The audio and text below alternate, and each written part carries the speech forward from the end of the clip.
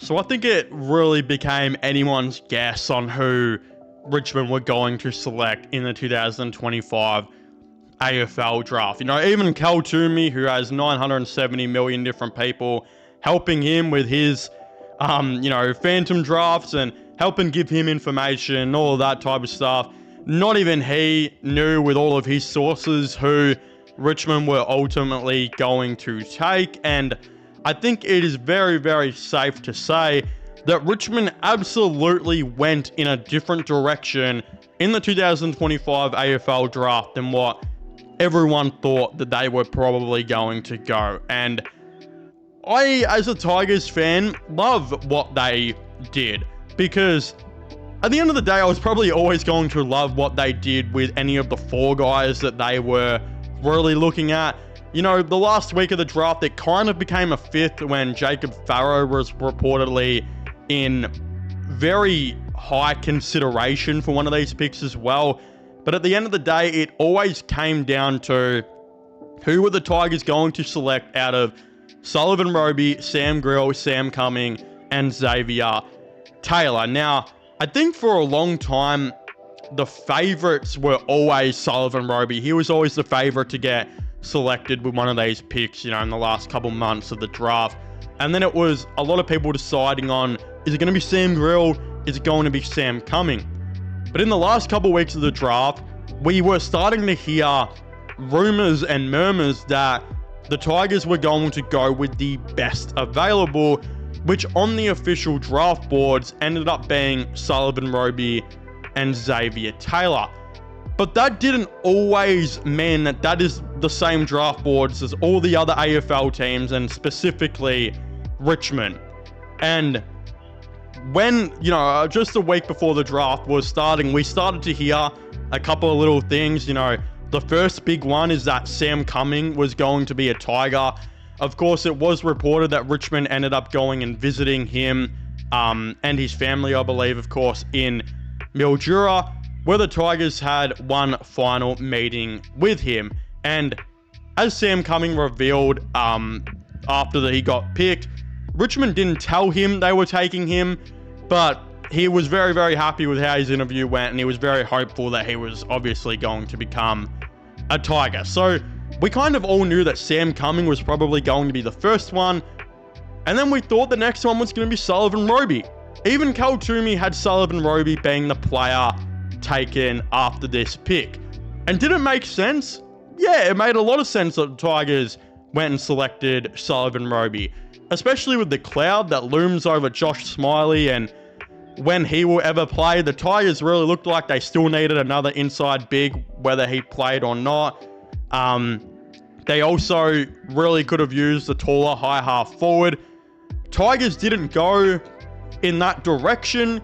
Does that mean that they're going to keep rolling with the three key forwards like we all think they will, and have just a one medium-sized forward down there? Is it going to be, Sam Lawler? Or is it going to be Taj Hotton, who can also play that role because he can jump 8 feet in the air? We really don't know, but the Tigers went a different direction. They kept on path with the Sam Cumming pick that we all kind of thought that was going to happen. But then they shocked when they decided to look past Sullivan Roby specifically. They looked past Xavier Taylor, which I overall thought was probably an okay thing. And they picked Sam Grill, who was a fan favourite for the Tigers to select for a very, very long time, just because of what he could add to the team. Now, it is interesting because I say he was a fan favourite for a long time because of what he could add to the team, but listening to Reece Gerson's interview, the Richmond recruiting manager, after the draft, you actually hear Reece Gerson say that the Tigers, and, of course with how they looked at everything, the Tigers decided to go best available. So the Tigers did this whole time end up going best available like the last couple weeks of the draft were saying, and they didn't end up going needs-based. And what's funny is that their best available was different to what others' best availables were. Their best available was Sam Cumming and Sam Grill, when others' best availables were Sam Cumming and Sullivan Roby. So this whole time the Tigers did end up going best available, which is a very different direction to what other people's best availables ultimately were. And I'm very, very happy with these picks because not only are they best available, to the Tigers, but they are the best fit, I think, as well. Sam Cumming, I think the Tigers needed to go a little bit smaller in their midfield. Could they use another bigger body? Probably yes, but at the time they don't because they've still got Toretto and Hopper in there. Again, they're not going to be there probably for the future, but they're in there right now. And the Tigers, I guess they are building their future with these guys in it for the next couple of years, which makes sense. So they went with Cumming, who is a lot stronger than I've ever given him credit for. I didn't realize how strong this guy actually was, and it's really funny that his knock on draft night, they couldn't really find a knock for him, so his knock was meters gained. And you're doing something right as a player when they put your knock as meters gained, because that means they can't really find a knock for you overall. And Sam Cumming is a lot stronger than what I give him credit for. He's a good overhead mark. His disposal game isn't the best. He doesn't get as much disposals as what a lot of other players do. But at the end of the day, Richmond have never always been a big disposal team. And it's also the Tigers probably think, Lawler and Smiley and Toretto, they're already the big disposal guys anyway. Just because you're not a big disposal guy doesn't mean you can't have an effect on the game. And we really see that with, Sam Cumming, with his efficiency being very, very good. He's a very efficient player, and he is very efficient for the amount of disposals that he has, which is overall good. And he averages a goal a game, because this guy can also push forward and, be very useful when it does come to rotating down there. And a goal a game for a midfielder is elite. That is very, very elite to kick a goal a game. And the Tigers could absolutely use that. And they need some more players to rotate in the midfield from the forward line as well. Sam Lawler and Taj Houghton were the two guys they brought in last year that can do that. And now they're adding Cumming, who will also be able to hopefully rotate with these guys going forward. So this was a great pick by the Tigers. He doesn't have many weaknesses. He's also a lot quicker than every midfielder we've got, so that's good. But if you want to talk about quick, because who's even quicker than Sam Cumming is the absolute speedster of Sam Grill. Sam Cumming was compared to Chad Warner on draft night, and that got me very excited. But Sam Grill is compared to Max Holmes and a younger Chris Judd, which made me want to shoot nearly freaking garlic oil sauce out of my private parts onto the screen. That is so exciting. Max Holmes is one of the best players in the competition just because of his speed. His two-way running is basically as good as you can get.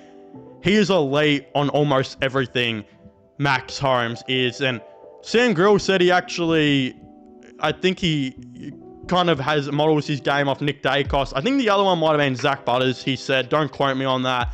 Can't actually remember who the second one was. But having those guys as your guys who you compare yourself to and you want to be like is phenomenal. And I think for Sam Grill, he will probably start his first couple years off as a halfback. And that's nothing bad. I mean, who else started their career off as a halfback? None other than Max Holmes. He started his career off as a halfback. Wasn't until his third year he was a 50-50 on that in the midfield. And then this year he was a full-time midfielder who also took in the kick-in sometimes, which was crazy to see, but also what Sam Grill probably would be able to do. Sam Grill is a very, very good kick. He's a good playmaker. He's got great burst, great dash. Probably starts his career off as a halfback, like mentioned. But I definitely feel like he will have the ability after a couple of years to rotate in the midfield. And one even important thing that Reece Gershon said, which I really loved, is that Sam Grill also has the ability to go on the wing. And hopefully when he gets more attacking, can go forward as well. And I think Sam Grill, they might do this. They did it with Luke Traynor last year where they played him on the wing to make him more of an attacking player. He played second half of the year basically on the wing. I could see Sam Grill playing the first half of the year off as a halfback, second half of the year off as a wing, become very attacking and I mean, the Tigers could also desperately use speed on that wing as well. A knock on Sam Grill. I mean, he needs to put on some muscle. He needs to put on some weight desperately. Looked very, very skinny, but so many players do. That is such an easy fix, and they'll get him on the right diet. They'll get him in the gym. They'll get him on whatever freaking Arnie was on back in his day. Probably not, because that would break a lot of rules, but that is what they will do with Sam Grill. Sam Cumming, both of these players will probably be in early contention for round 1. I'm not expecting both of them to play. They look a lot less ready than some of the guys we took last year, but I think these guys will be very in contention. They also look very young, even younger than the guys we took last year. I'm very excited to see when they end up playing, and I think they're going to show some really good footy. Sam Grill has already played elite footy with us in his 2 games in the VFL, and that's another reason he ended up getting drafted, which was really, really cool. So it's going to be awesome to see. I'm very happy with the Tigers picks. They went in a different direction. I love it. A direction they were probably always going to go in now that you truly think about it. But of course, I'd love to hear all of your thoughts and opinions on this in the comment section down below.